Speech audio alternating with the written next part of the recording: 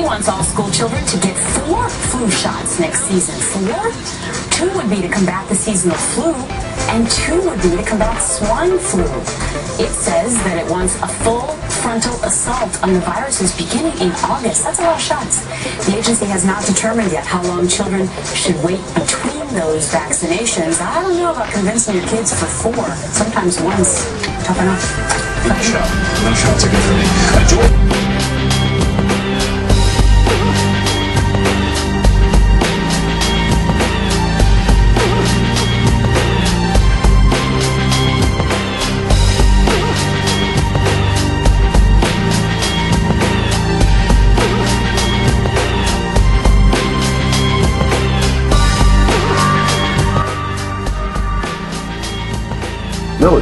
The military, I'm going to deal with a possible outbreak this fall. Do you hear that, Jessica?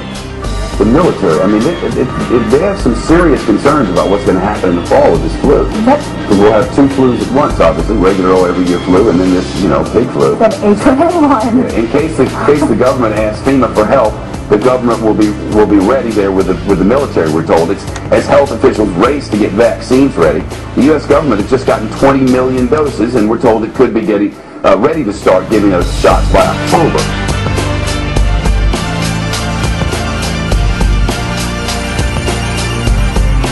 Full frontal assault on the viruses beginning in August. That's a lot of shots. The agency... Even though the trials for these drugs haven't even begun yet.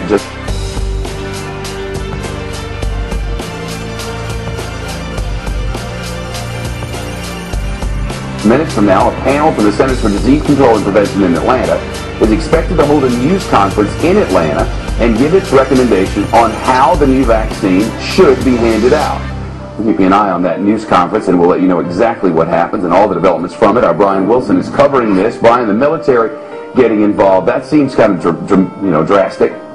Well, I think it is dramatic, Shep. Fox News has confirmed that Northcom has a proposal sitting on the desk of Secretary of Defense Robert Gates that would authorize the military to back up FEMA should there be an H1N1 pandemic. The proposal comes from Northcom Commander Victor Renoir, who wants permission to set up 5 regional military teams who will respond if FEMA says it needs help. One assumes this might be necessary, Shep, if there were, for example, mass quarantines. Well, there's a hearing today in the Senate on preparing for H1N1. Where are they with this then? Well, the H1N1 vaccine is not completely ready. They do have some test doses they want to start testing. Won't be ready for a while, but they do begin a campaign in the fall. And, Shep, those who should be at the front of the line, adults 19 to 24, we're beginning to hear, because it seems that the H1N1 hits young people the hardest. Yeah, I guess they saw that here in the United States, but were they seeing that in outbreaks in other parts of the world as well? I mean, we've learned a lot about this thing recently. Well, the problem is it keeps changing, and that is the real issue here, is that this one morphs and mutates and comes back in different ways. Right now, the people at greatest risk are young people 19 to 24. All right, Brian Wilson on Capitol Hill, and of course, reminder, we are tracking H1N1. Can we play that animation again? There we go. Be very afraid, be very afraid, be very afraid. Because we don't have enough. Now in England, you can call up a number and they'll give it to you without even an exam. They're going to run out of it. It's irresponsible. There's not that much left. We need to save it for those who need it, the very young, the pregnant women, and the people who are... Well, the swine flu vaccine has raised concerns with people across the world. A new survey shows that 1/3 of British nurses have said that they will not take the swine flu vaccine because they're worried about the possible side effects. Now, the swine flu vaccine from back in the 1970s, which is supposed to be pretty similar to the one that's being offered today, has been linked to a neurological disorder called the Guillain-Barré syndrome. And joining me to discuss all of this is RT contributor and investigative journalist Wayne Madsen. I know from talking to people in the research community, even scientists who helped develop the vaccine for smallpox are saying they're not going to take the vaccine and urging their friends and family not to take this vaccine either. And what kind of side effects did these children have, if any? Well, contained in the vaccine is a component called thimerosal, which has been proven, half of it is composed of mercury, and it's been proven to cause not only Guillain-Barré syndrome, but also autism in young children. There's been several court cases because of past vaccinations due to the autism issue. And so how will this swine flu vaccine be offered? Will it be mandatory for people? What have you heard about that? Well, there was a conference here in Washington last week where we have two themes present. We have the research community, the medical community, saying, look, what we need to provide the public is good information and let them make the decision based on facts.